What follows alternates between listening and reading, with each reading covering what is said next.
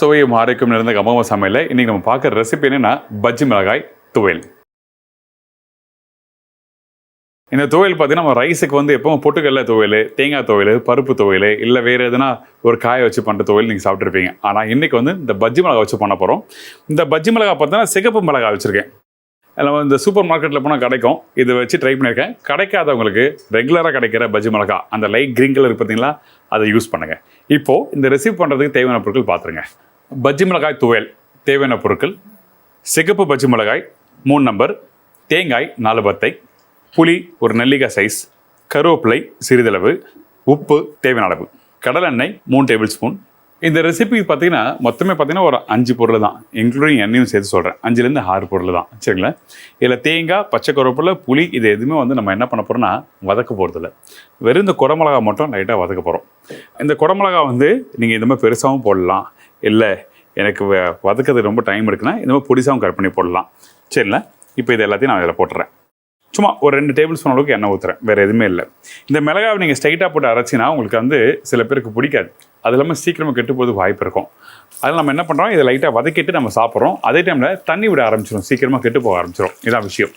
இப்போ இதை நம்ம என்ன பண்ணுறோன்னா ஒரு 60 to 70% அளவுக்கு லைட்டாக அந்த எண்ணெயிலேயே நம்ம வதக்குறோம்.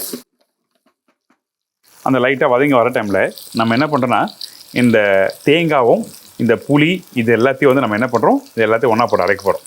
அதனால் என்கிட்ட இருக்க தேங்காய் நான் வந்து மிக்சிலேயே வந்து குறை பக்கத்தில் கட் பண்ணி எடுத்து வச்சிட்டேன். இந்த தேங்காவை இதில் சேர்க்குறேன். தேங்காய் வந்து நமக்கு நல்லா இனிப்பு தன்மை கொடுக்கும். இந்த மிளகாயில் இருக்க லைட்டான ஒரு காரத்துக்கு வந்து இந்த தேங்காய் சேர்க்கும் போது பார்த்திங்கன்னா உங்களுக்கு வந்து அந்த டேஸ்ட்டை என்ஹான்ஸ் பண்ணி தரும். அதனால் தேங்காய் அந்த இடத்துல யூஸ் பண்ணுறேன், சரியா? இதுக்கப்புறம் கொஞ்சம் கருவேப்பிலை, சும்மா லைட்டாக ஒரு கொத்து கருவேப்பிலை இருந்தால் போதும். உப்பு தேவையான அளவுக்கு இதில். இந்த புளி ஏன் வந்து இதில் வைக்கிறேன்னு கேட்டிங்கன்னா, இதில் நம்ம போட்டு வதக்கினா அந்த புளியோட தன்மை மாற ஆரம்பிச்சிடும். அந்த புளியோட அந்த ஷார்ப்பான ஒரு டேஸ்ட் இருந்தால் தான் சாப்பிட்றது நல்லாயிருக்கும்.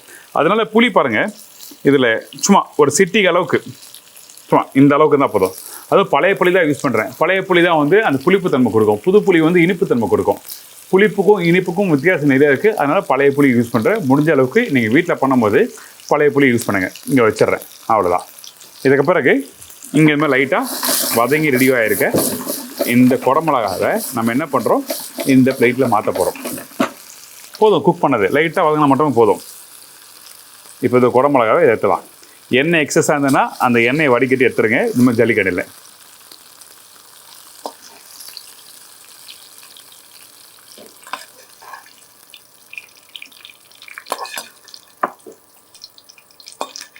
அரைக்கும் போது கொஞ்சமாக தண்ணி ஊற்றி நீங்கள் அரைக்க வேண்டியதான். அரைக்கும் போது எப்பவும் போல் துவையல் எப்படி அரைப்பீங்களோ அதே மாதிரி பக்கத்தில் வச்சுங்க. வேறு எந்த ஒரு மாற்றம் எதுவுமே இல்லை. அரைச்சிட்டு உங்களுக்கு காமிக்கிறேன்.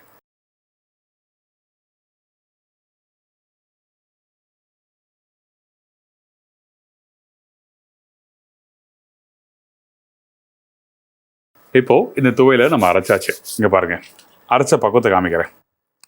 இந்த மாதிரி கொஞ்சம் லைட்டாக அந்த ஒரு குறை பக்குவம் இருந்தால் தான் நம்ம சாப்பிட்றது நல்லாயிருக்கும்.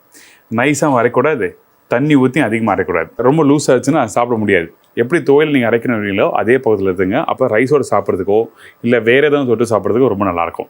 ஸோ அதனால தான் தெளிவாக காமிக்கிறேன். இந்த ஸ்பூனில் இங்கே பாருங்கள், அங்கங்கே அந்த குடமிளகா லைட்டாக தெரியும், அந்த இலை தெரியும். ஸோ நம்ம போட்டிருக்க அந்த கருவேப்பிலை எல்லாமே தெரியும்ல. ஸோ ட்ரை பண்ணி பார்த்துட்டு ஃபீட்பேக் கொடுங்க. உங்களுக்கு எல்லாருக்கும் ரொம்ப பிடிக்கும் நினைக்கிறேன். இதே மாதிரி நான் இன்னொரு நாள் ஒரு புது ரெசிபி சந்திக்கிறேன். நன்றி, வணக்கம். See you, bye, take care. Thank you so much.